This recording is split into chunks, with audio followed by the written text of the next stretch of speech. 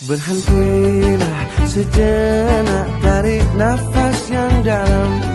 Rasakanlah karunia waktu yang masih diberikan. Di sela-sela bising dan sunyimu, berfikirlah kembali akan banyaknya kenikmatan. Bersyukurlah padanya karena Allah Maha Dermawan. Lebih banyak suka dari dukamu. Ingat-ingatlah rasa-rasa segala kenikmatan. Hei, puji-pujilah, syukur-syukurlah hanya pada Allah. Assalamualaikum warahmatullahi wabarakatuh.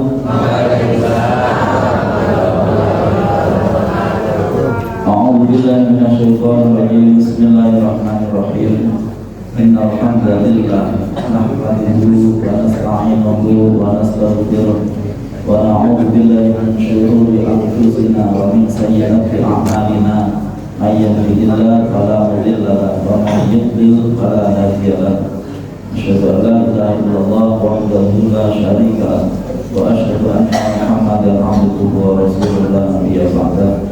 Allahumma sholli wa sallim wa barik ala Rasulillah wa ala alihi wa ashabihi wa man wala amma ba'du.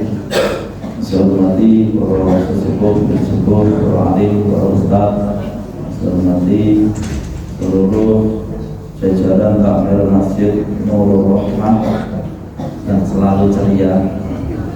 Saya hormati Bapak Ibu sekalian jamaah yang selalu diceriakan. Ceria Bu? Judulnya subuh ceria, masa enggak ceria? Mari kita bersyukur memuji Allah bi qaulina alhamdulillahirabbil alamin atas kenikmatan yang telah Allah berikan, nikmat iman, nikmat Islam. Semoga ditetapkan nikmat iman Islam ini hingga akhir hayat kita dalam keadaan husnul khotimah. Amin ya rabbal alamin.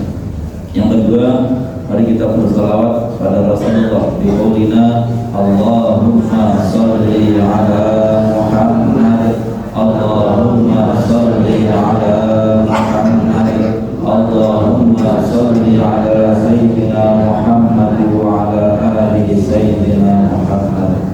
Bapak Ibu sekalian rahimakumullah, pada pagi hari ini saya akan mengajak kita untuk mentadabburi surat yang cukup pendek. Semoga kalau panjenengan hafal, yaitu surat At-Tin. Maka kita baca. A'udzu billahi minasyaitonir rajim. Bismillahirrahmanirrahim. Wat-tini waz-zaitun wa turi sinin wa hadzal baladil amin. Laqad khalaqnal insana fi ahsani taqwim. Tsumma radadnahu asfala safilin. Illal ladzina amanu wa 'amilus shalihati falahum ajrun ghairu mamnun. Fama yukadzibuka ba'du biddin. Alaihissallahu bi ahkamil hakimin. Bapak Ibu sekalian, Wat-tini waz-zaitun, demi buah tin dan buah zaitun. Ini kebanyakan para ahli tafsir menyebut terkait dengan buah tin dan buah zaitun itu adalah buah yang tumbuh di tempat asalnya Nabi dan Wat-tini waz-zaitun Nabi Isa. Jadi Wat-tini waz-zaitun itu merujuk kepada tempat asalnya Nabi Isa. Maka Wat-tini waz-zaitun itu seperti seakan-akan Allah mengingatkan tentang siapa Nabi Isa. Wa turi sinina, dan demi gunung Sinai. Siapa gunung Sinai, Bu? Nabi siapa? Nabi Musa. Jadi waktu izin seakan-akan Allah mengingatkan tentang Nabi siapa? Musa. Wa hadzal baladul amin, dan demi negeri yang aman ini. Negeri yang aman yang dimaksud Makkah. Berarti menyebut Nabi siapa? Nabi Muhammad. Berarti 3 sumpah ini, watini wazaitun, wa turi sinin, wa hadzal baladil amin, mengingatkan kita tentang 3 sosok nabi besar, yaitu Nabi sinten? Isa, Nabi Musa, dan Nabi Allah Muhammad sallallahu alaihi wasallam. Yang ketiga-tiganya ini ajarannya meskipun melenceng tapi masih dikenang sampai sekarang. Nabi Isa itu kemudian menjadi salah satu agama terbesar di dunia, yaitu agama Nasrani, Kristen. Itu memuja sinten? Nabi Isa. Jadi nabinya itu Nabi sinten? Isa. Kemudian Nabi Musa itu Yahudi. Dan Nabi Allah Muhammad SAW ini adalah umat Islam yang sampai sekarang alhamdulillah masih tetap lurus untuk bertauhid, menyembah hanya kepada Allah Subhanahu wa ta'ala. Nah, diutusnya para nabi ini untuk apa? Nanti kita akan bahas. Watini wazaitun wa turi sinin wa hadzal baladil amin. Terus lanjutin apa? Laqad khalaqnal insana fi ahsani. Laqad itu 2 hal yang sangat kuat. Sungguh benar-benar telah kami ciptakan manusia itu fi ahsani taqwim, dalam bentuk, dalam susunan rangkaian yang sempurna, yang sangat baik. Ahsan, kalau panjenengan cobi dicek ya kita ini seringkali setiap hari menggunakan tubuh kita, tapi kita tidak mengingat dari mana sistem-sistem ini terbangun. Jadi, kalau panjenengan itu kita punya seluruh tubuh ini, kita bisa berjalan menggunakan kaki.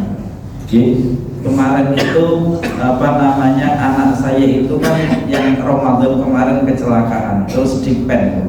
Kemarin berapa hari yang lalu itu pennya diambil. Nah, sebelum ngambil pennya itu ada yang keluar begini. Terus sama dokter dikasih saran, ini jangan sampai kalau kena air dulu ya. Kenapa dok? Karena pennya kan keluar begini, pennya ada yang keluar begini, namanya wire. Nah, karena nanti dikhawatirkan bakteri itu bisa masuk melalui lubangnya pen itu tadi, sehingga bisa buat infeksi. Jadi air, kalau kena air nanti bisa saja air itu mengandung ada bakterinya bisa masuk melalui situ, terus kemudian nanti bisa infeksi. Terus saya mikir, lubang sekecil itu bisa dimasukin apa? Bakteri. Bukankah lubang mulut dan panjenengan itu lebih banyak dari itu? Ya kan? Hidung mulut panjenengan lubang, mulutnya lubang, telinga lubang, terus jalan depan dan jalan belakang. Kenapa kok nggak masuk lewat situ bakteri? Ada apa di situ kok sampai? Apalagi yang bagian belakang itu kan tempat lewatnya apa? Kotoran. Bahkan di dalam perut kita juga ada kotoran. Bahkan di dalam perut kita ada miliaran bakteri. Dan ternyata kalau secara medis itu diketahui bahwa di dalam perut kita ini ada bakteri baik, jahat, ada bakteri buruk. Itu sudah tempur di situ. Kita dijaga oleh Allah oleh bakteri-bakteri yang baik yang memerangi bakteri-bakteri yang jahat. Ada sistem pertahanan di dalam tubuh kita. Saya pernah membahas terkait dengan kita bernafas nih. Kita bernafas memerlukan apa, Bu? Oksigen. Pertanyaannya, udara ini penuh oksigen atau masih campur? Campur. Ketika kalau panjenengan bernafas, yang kita hirup oksigen tok apa campur? Campur apa oksigen mawar? Campur. Terus kemudian ada kemungkinan virus bakteri betul? Ada. Tapi kemudian di sini kita diberikan perlindungan. Kata dokter saya yang ceritain dokter, baru masuk saja ini sudah ada perlindungan apa? Bulu kuduk, bulu hidung. Nanti Nanti masuk lagi di ujung sini itu ada cairan yang kalau keluar jadi ingus nih, ada cairan itu perlindungan lagi. Kalau lolos lewat bulu hidung nanti ada perlindungan lagi di situ. Ya. Kalau lolos lagi nanti di sini melalui tenggorokan kita ada perlindungan lagi dan seterusnya, itu penuh dengan perlindungan. Lu itu yang nyiptakan siapa? Nopo kula panjenengan nanti mikir atau diajari orang tua kita, hati-hati kalau bernafas, kamu harus gunakan bulu hidungmu. Oh, nanti kalau itu nafasnya lolos, betul sempat mikir, tiap hari mikirnya duit. Nah, ini kita coba pikirkan, ya, coba kita pikirkan. Lah dari situ kita ketahui benar, sadaqallahul adzim, benar itu ketika Allah dawuh sungguh manusia itu diciptakan dalam keadaan yang sempurna. Kula panjenengan makan nopo mawon, itu ya terus tubuh kita punya kemampuan untuk membagi. Nanti yang cair keluarnya lewat depan, kotoran yang padat keluarnya lewat. Niku yang ngatur sinten? Tukang parkirnya siapa? Yang cair ke sana. Ya. Saya dulu itu pernah kakak saya kecelakaan kerja, kakak ipar saya itu operasi ususnya itu kena ledakan, terus ususnya ini bocor, ususnya bocor. Itu operasi itu masya Allah, untuk penyembuhan usus bocor itu sampai berbulan-bulan, ya, berbulan-bulan. Di situ saya terus tafakkur, masya Allah, usus kita itu panjang. Saya lupa itu panjangnya berapa, terus kemudian dilipat-lipat di sini, ya, itu memproses setiap makanan yang kita makan itu diproses di situ. Kita nggak tahu gimana, yang kita pikirkan itu kan mulut saja, makan sate, kita nggak pikir itu prosesnya seperti apa. Tiba-tiba pagi, lalu ya ditafakuri betapa Allah itu menciptakan kita dengan kesempurnaan. Nah, itu baru yang fisik. Sekarang yang rohani, yang non fisik. Manusia ini punya kemampuan untuk belajar, berbeda dengan makhluk yang lain. Yang punya kemampuan belajar ini manusia dan jin, ya, tapi terutama manusia. Bedakan manusia misalkan dengan burung, Bu. Burung yang terbang itu, Bu. Burung kira-kira 100 tahun yang lalu burung itu bikin rumah apa betul? 100 tahun yang lalu burung bikin rumah apa betul? Sekarang burung bikin rumah apa betul? Bikin rumahnya sama betul? Sama. Iya betul? Jenengan pernah waktu masih kecil mainan burung pernah Pak? Itu jenengan cari susuk nobos. Kalau di bahasa Jawa Timur namanya susuk. Susuk manuk, ya. Itu bentuknya kurang lebih dengan sekarang sama betul? Sama. Tapi manusia zaman waktu kita kecil dengan sekarang rumahnya sama betul? Betul. Cara bangunnya sama betul? Betul. Karena manusia punya kemampuan berpikir, punya kemampuan mempelajari sesuatu. Kasurnya sama betul? Betul. Ya kan?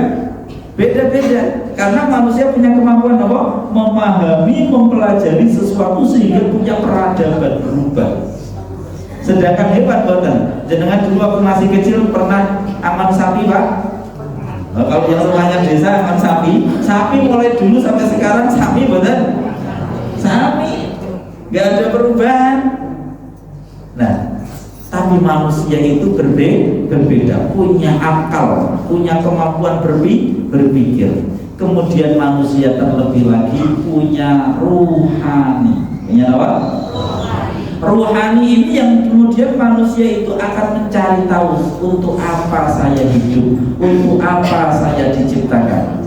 Nah, saya pernah ceritakan, saya kalau di rumah itu kan depan itu wonten pohon tinggi-tinggi dijadikan rumahnya blekok. Nah, blekok kita sami blekok. Kalau pas pagi seperti ini itu pada mulai mereka terbang ke arah pantai, ya, arah pantai terbang. Nanti sore mereka pada berdatangan. Itu kalau berdatangan yang punya istri itu ya berjumpa sama istrinya, yang punya anak ya bermain sama anaknya. Saya amati. Terus mereka ya bikin apa namanya? Bikin rumah.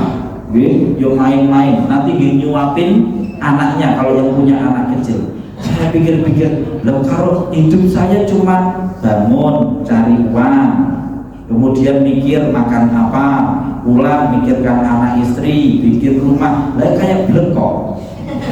Belum gitu. Kalau hidup kita seperti itu berarti apa bedanya kita dengan burung?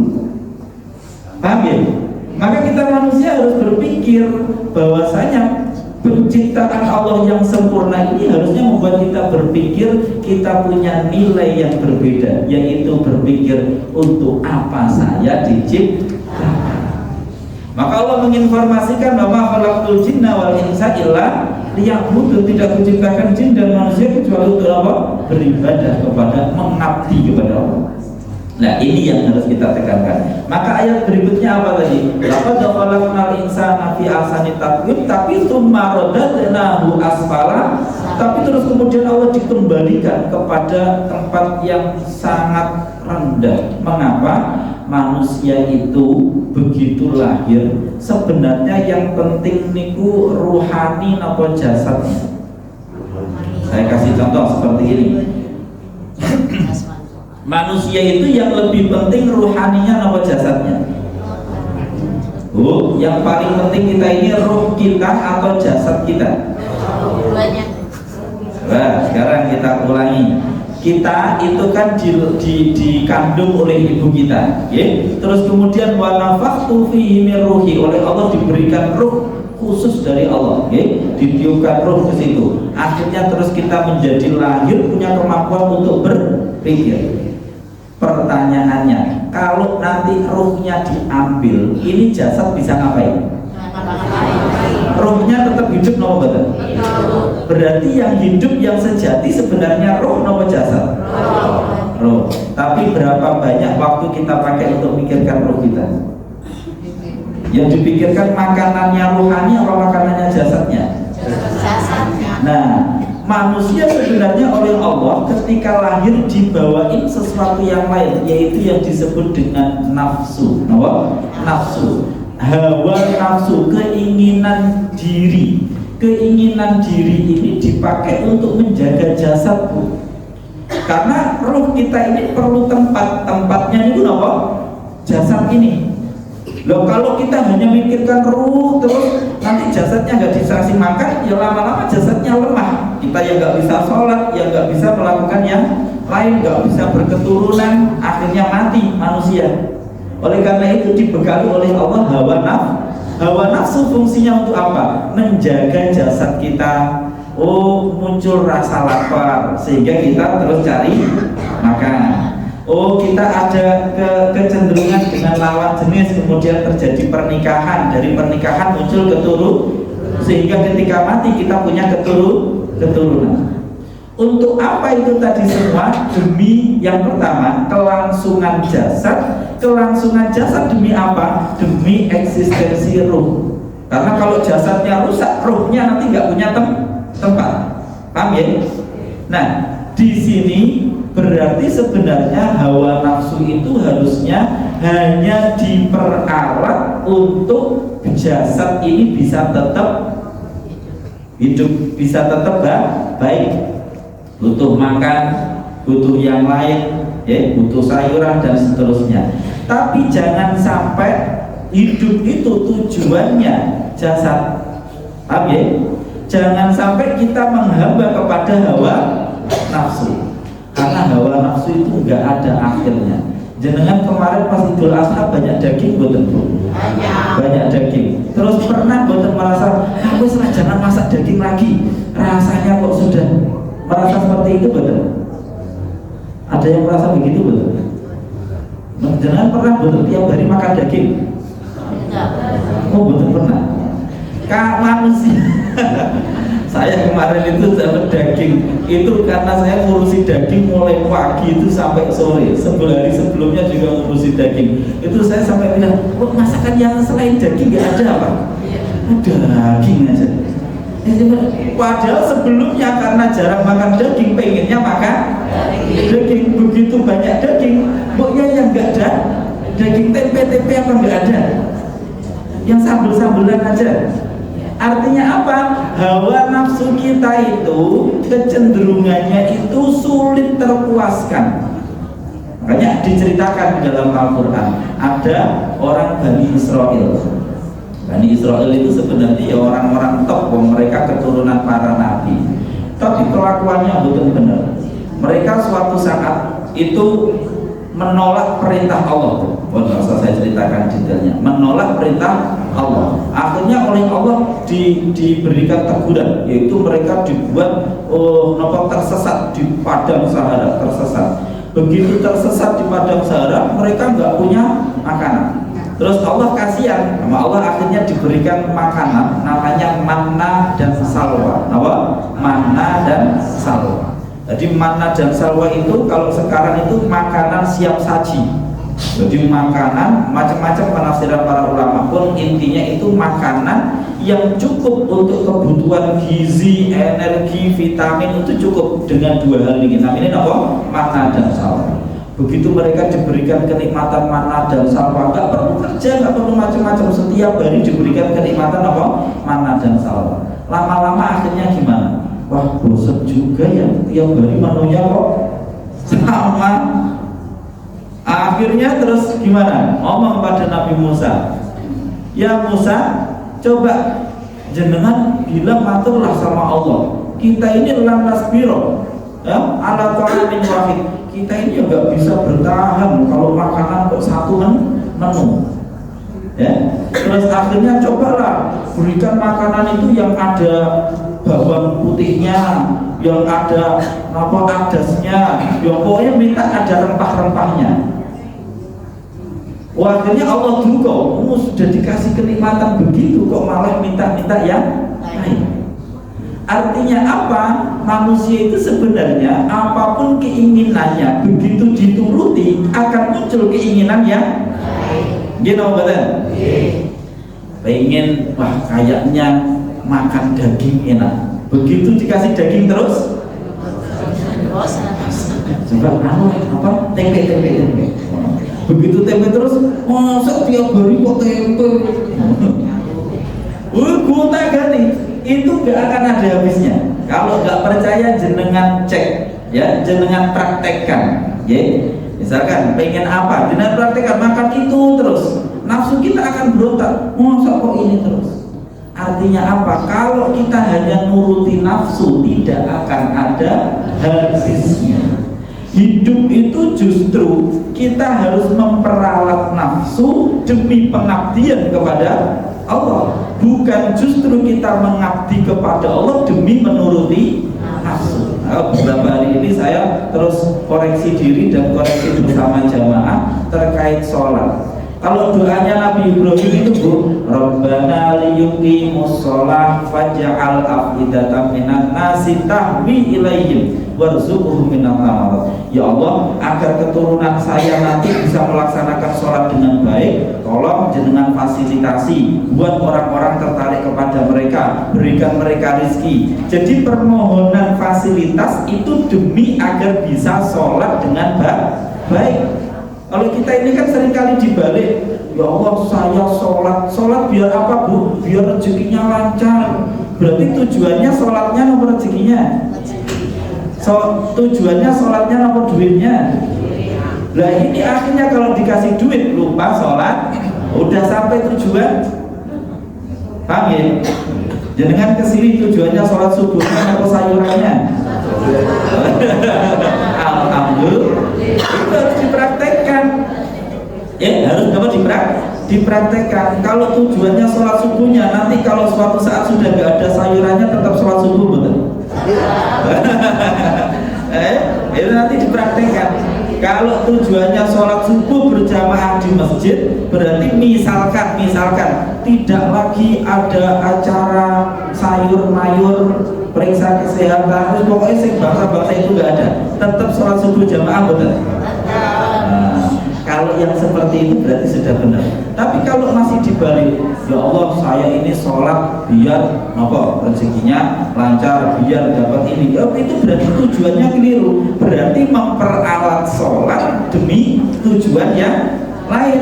Nanti kalau tujuannya itu sudah sampai, akhirnya sholatnya nggak penting lagi. Nah, na'udzubillah na'udzubillah. Tapi insya Allah jamaah murorona buatan muasalahnya. Amin ya. Nah, kita lanjut lagi.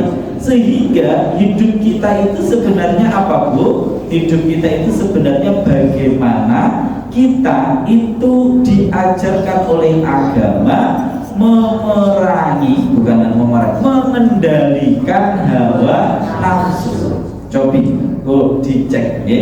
Itu hidup kita itu semuanya demi pengendalian terhadap hawa nafsu. Diajarin puasa, berarti yang hawa nafsu pengen makan kita tahan untuk tidak makan. Hawa nafsu pengen hubungan suami istri ditahan untuk tidak hubungan suami istri. Hawa nafsu ngelak pengen minum ditahan untuk tidak minum. Berarti puasa itu demi melatih agar kita tidak mengikuti hawa nafsu. Terus zakat, infak, sedekah, manusia itu hawa nafsu kita itu paling senang kepada apa, Bu? Harta. Manusia itu paling senang kepada apa? Wa innahu lihubbil khairi lasyadid. Sungguh manusia itu cintanya kepada harta luar biasa. Jadi misalkan setiap subuh itu napa namanya takmir Masjid Nurul Rahman menyediakan untuk semua jamaah sholat subuh atau setiap sholat 5 waktu berjamaah, bagi yang berjamaah akan mendapatkan 10.000 rupiah. Kira-kira penuh napa betul masjidnya? Penuh. Sholat zuhur standby jam berapa, Bu? Langsung dipikir, wah lumayan ini 5 waktu berarti 50.000. Gak usah kerja. Wah, kerjanya separuh, nanti separuh ke masjid. Demi apa? Dapat 50.000 per.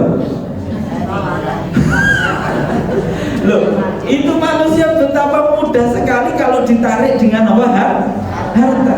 Sementara ketika Allah menjanjikan kehidupan yang mewah di akhirat, niku seakan-akan nggak dipercaya. You know what that? Oh, jujur mawon, you know what that? Mengapa kok kita itu katanya beriman? Oh, ini kita harus koreksi. Iya ya, katanya saya iman. Iman itu kan percaya, yakin kepada siapa? Allah. Termasuk kalau yakin kepada Allah itu bukan hanya yakin kepada wujudnya Allah, tapi yakin kepada janjinya Allah. Allah menjanjikan barang siapa yang beriman, bertakwa nanti begini-begini. Makanya orang yang tidak punya seperti ini, dia akan manusia itu akan dilemparkan, dikembalikan kepada tempat yang sangat rendah. Kecuali siapa? Illalladzina aman, kecuali mereka yang beriman, percaya kepada Allah, Rasulnya, ya, kepada adanya hari akhir, kepada adanya balasan. Percaya kepada ini. Lah, bukti dari percaya apa? Wa amilus salihat. Bukti bahwa kita percaya yo harus tadi, jenengan diumumkan ada uang 50.000 untuk yang berjamaah di Masjid Nurul Rahman setiap sholat. Kita 50.000. Yang mengumumkan Ustadz Gunadi. Diumumkan 50.000. Jenengan percaya nopo mboten? Oh, yang mengumumkan Ustadz Gunadi? Percaya. Kalau percaya, apa efek dari percaya? Pasti datang kan? Ya, kalau percaya pasti efeknya apa? Datang. Kalau ada orang tidak datang, kayaknya dia nggak percaya itu. You know betul? Makanya iman itu pasti selalu diikuti alladzina amanu wa amilus. Karena keimanan itu harus dibuktikan dalam sebuah amal soleh, itu menjadi bukti bahwa saya percaya. Makanya kalau punya suami, saya misalkan punya suami, ya, punya suami katanya sayang sama keluarga, tapi nggak melakukan apapun untuk menafkahi keluarga, itu berarti sayangnya itu omong kosong. Bentuk dari suami sayang kepada keluarga itu ya dia akan bekerja keras untuk menafkahi keluarganya. Gimana betul? Bukti dari sayangnya ibu kepada anaknya, lebih repot mulai dari pagi sampai malam ngurusi anaknya yang masih kecil. Itu bentuk dari rasa sayang. Artinya sesuatu yang ada di dalam diri kita itu harus terbuktikan menjadi sebuah amal soleh. Nah, pertanyaannya, kula panjenengan percaya boten?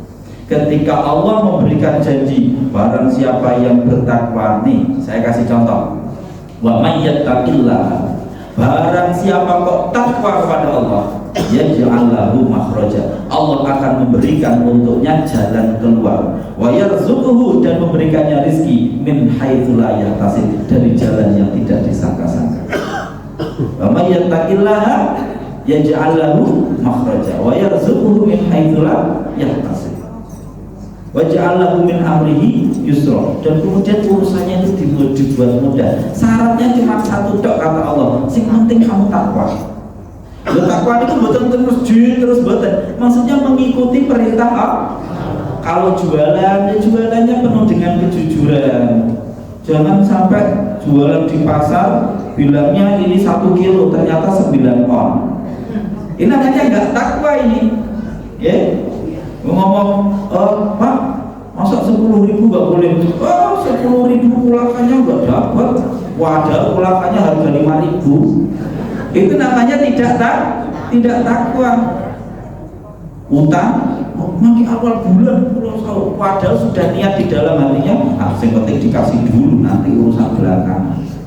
Ini namanya tidak takwa. Wa may yattaqillah, barang siapa takwa kepada Allah, suami baik pada istri, baik pada keluarganya demi takwa kepada Allah. Barang siapa kok pokoknya takwa, semuanya di dalam rangka tunduk patuh kepada Allah, pasti ini bukan janjinya Allah, bukan janjinya Mubalek, bukan janjinya Dai, ini janjinya Quran. Pasti Allah akan memberinya jalan keluar, memberinya rizki dari arah yang tidak disangka-sangka. Nah, pertanyaannya, percaya boten kalau yang menjanjikan Allah? Nah, kalau percaya ya sudah diasah. Apakah kita sudah takwa atau?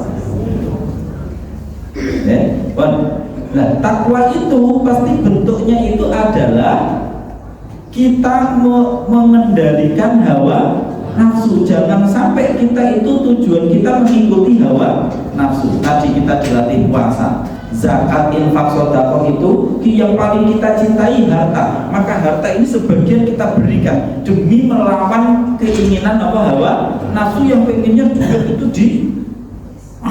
terus pengennya disaku terus gak dikasihkan, diambil sebagian dikasihkan. Ini demi mengendalikan hawa nafsu. Termasuk sholat itu, Bapak Ibu sekalian, itu pengendalian terhadap hati dan pikiran kita. Kalau orang kok sholat tapi yang dipikirkan, yang fokusnya kok bukan Allah, itu berarti sholatnya belum benar. Ya sudah lumayan, sudah sholat tapi sholatnya belum benar. Wong sholat itu menghadap siapa? Tapi kok pikirannya kepada selain. Loh, misalkan kalau jenengan menghadap saya, terus kemudian saya ajak ngobrol, ternyata jenengan pikirannya ngalor ngidul, saya kecewa betul. Ketika kita menghadap kepada Allah sholat, ternyata pikiran kita ngalor ngidul, itu kalau misalkan dibuat kecewa-kecewaan, Allah kecewa betul. Pertanyaannya, pulau panjenengan sudah berupaya belum untuk sholatnya fokus, untuk sholatnya sadar? Apakah kita itu menjadikan Allah lebih besar daripada yang lain, ataukah menjadikan yang lain yang lebih besar daripada? Makanya kita diajari hampir di semua gerakan Allahu Akbar, Allahu Akbar. Maksudnya yang maha besar siapa? Allah.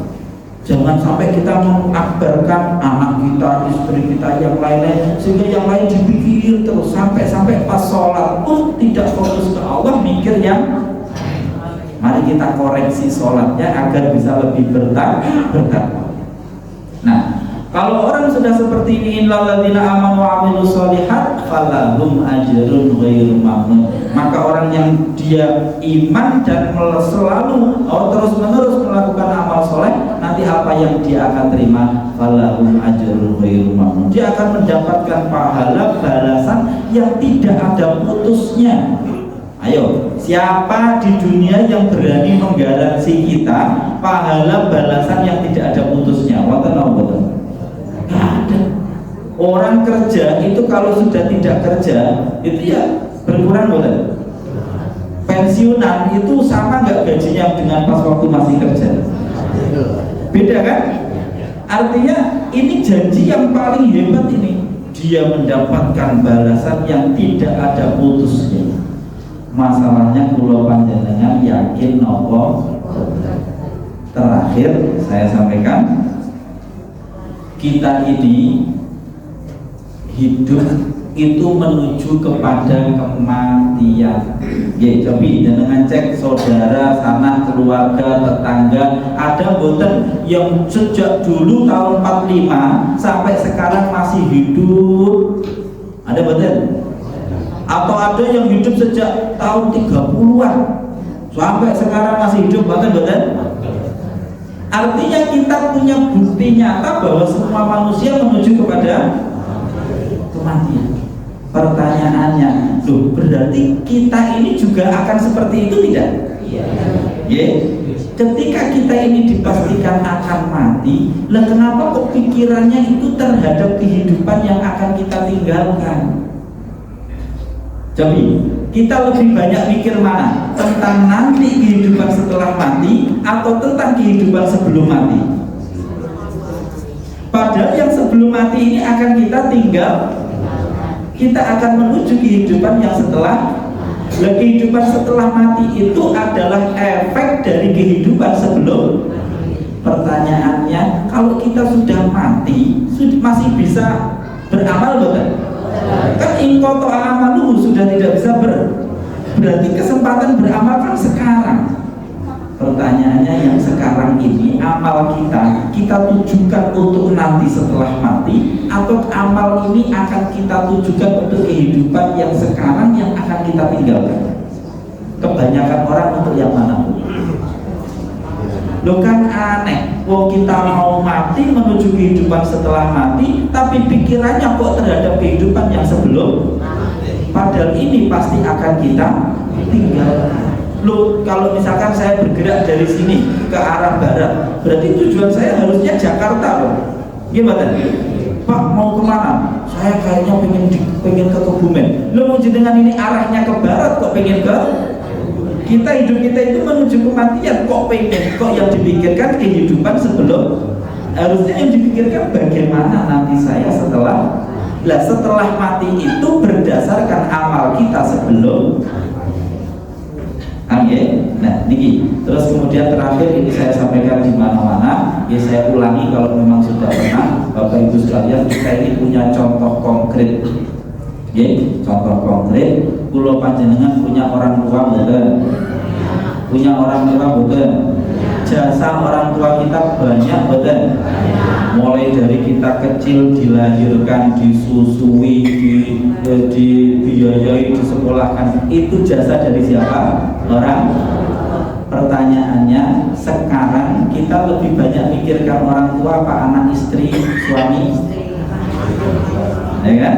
Yang lebih kita banyak pikirkan orang tua apa anak, istri, suami?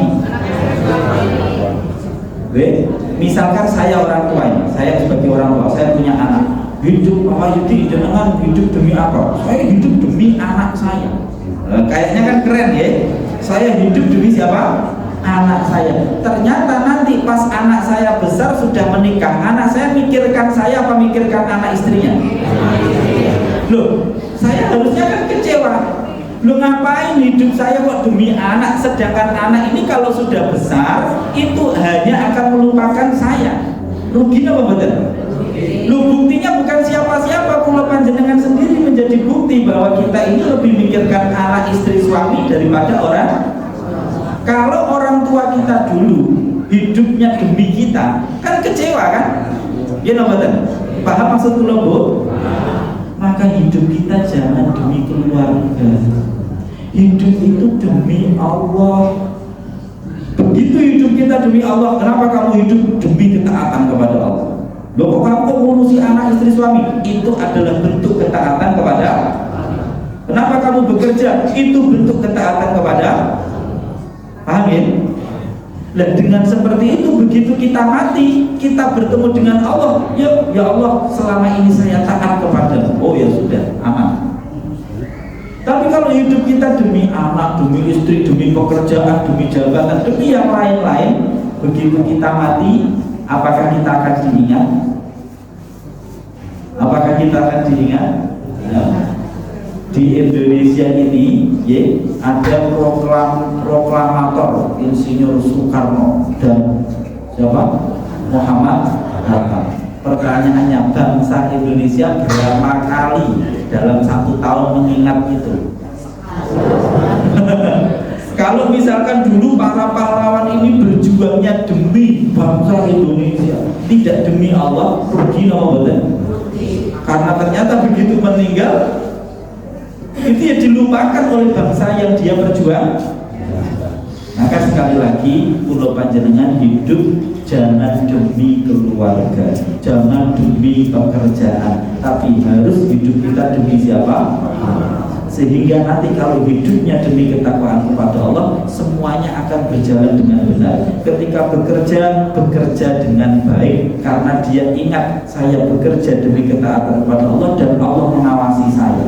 Bersama istrinya, dia baik sama istrinya. Kalau orang hidup hanya karena demi istri, itu pas istrinya nggak ada yang melirik yang lain gitu, Mas. Ya, itu kira-kira yang dapat saya sampaikan.